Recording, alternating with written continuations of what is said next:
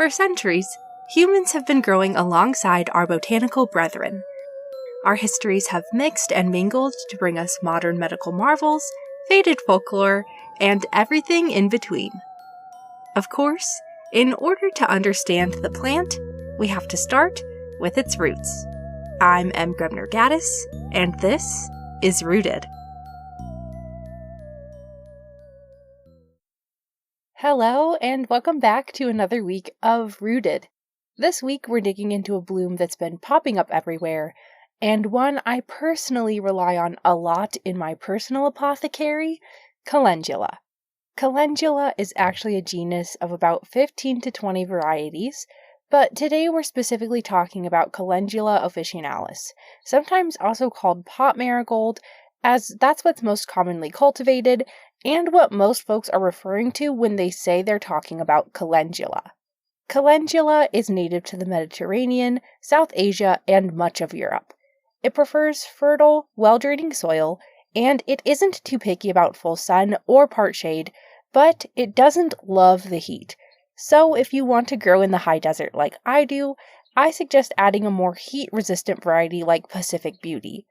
That's the one I tend to have the best luck with growing in USDA Zone 7B, and for my non-American gardeners, 7A and B just means our winter temps get as low as negative 15 degrees Celsius or 5 degrees Fahrenheit, and the Pacific Beauties tend to stand up to our harsh New Mexican sun pretty well, so that's why they're a good choice for gardeners who are growing up here at high altitudes.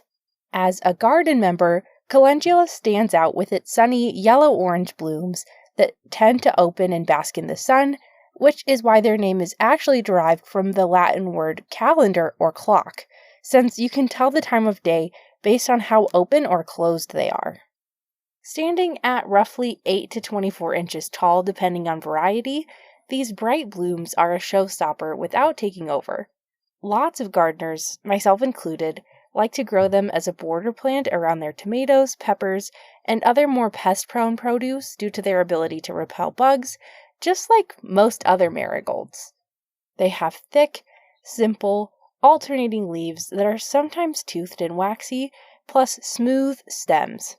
They have multiple rows of oblong petals that surround the actual inflorescence, just like sunflowers.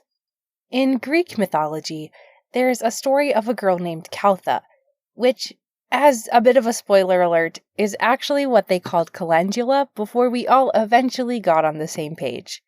Anyway, according to the story, Caltha had a massive crush on Apollo, like a stare so intensely you could swear her eyes could bore holes in him intense. The kind of crush that took up her every passing thought, and made her feel like he was literally the only thing worth looking at.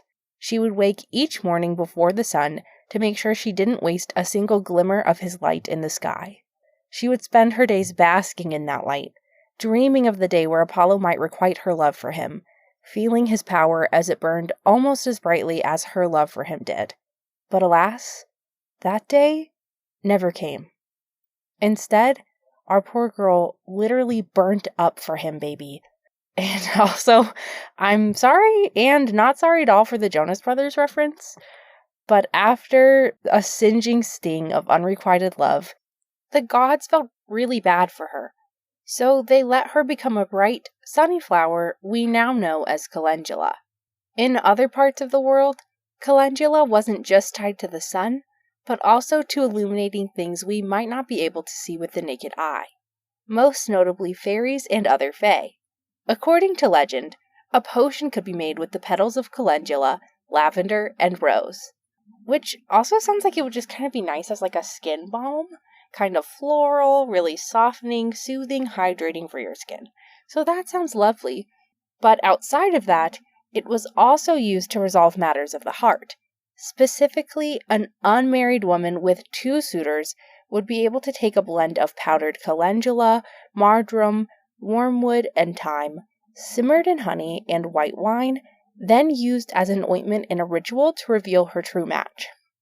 Unfortunately for any ladies conflicted in love out there right now, I couldn't quite find the ritual, so you'll just have to go with your gut on that one, I guess.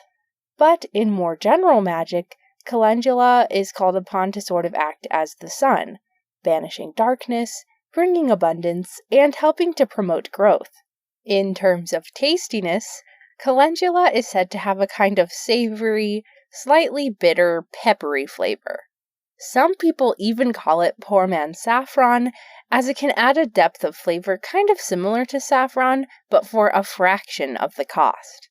With a reputation like that, it's kind of no surprise that calendula has long been a favorite to toss into soups, slops, and what was described as stewed poultry, which I'm guessing just means like chicken broth and stuff, but it really just made me picture a cooked goose, and I simply could not say that.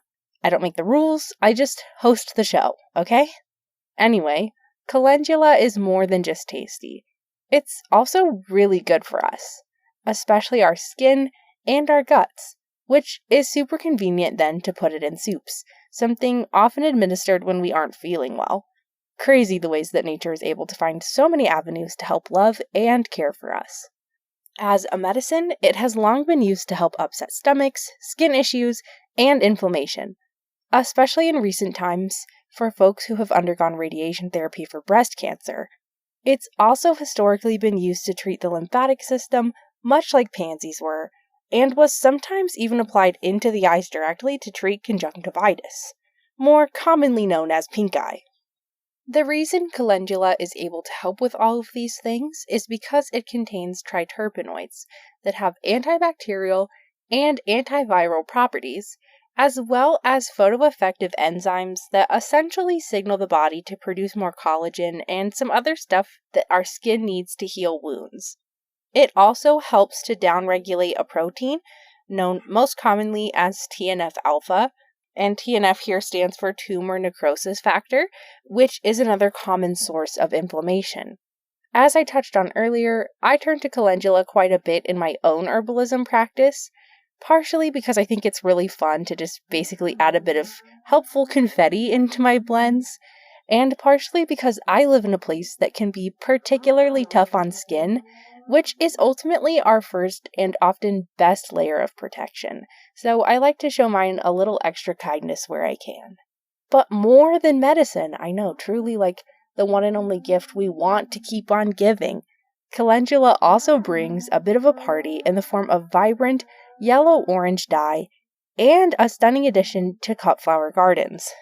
With a sunny disposition and the gift of both celebration and healing, it's easy to see why calendula is such a well-known and well-utilized herbal ally. Next time you see some, I hope you'll take a moment to say hello, offer it a kiss on the head, and think of all the interesting stories calendula has for us. And also, I'd really like it if you could reflect on stewed poultry and how grateful we should all be to not have to eat like medieval peasants anymore. Thank you. I'll leave you to just ruminate on that one for a bit, but I'll be back next week with some plants to celebrate Pride Month. See you then! Until next time, be kind to yourselves, be kind to the earth, and just like a plant, drink your water. If you liked the show, please subscribe and consider leaving us a review on Spotify, Apple Podcasts, or anywhere else you listen. You can also find us on Facebook and Instagram at rooted.pod. We're finally updating regularly on YouTube at rooted.podcast, and you can check out our website, rootedpod.com, for transcripts, updates, merch, and so much more. The show is written, produced, and hosted by me. I'm Grebner Gaddis, edited by Kat Fren of Fren Diagram, and our theme music was written and produced by Eric Cluxon. Rooted is a Henbane Media LLC production.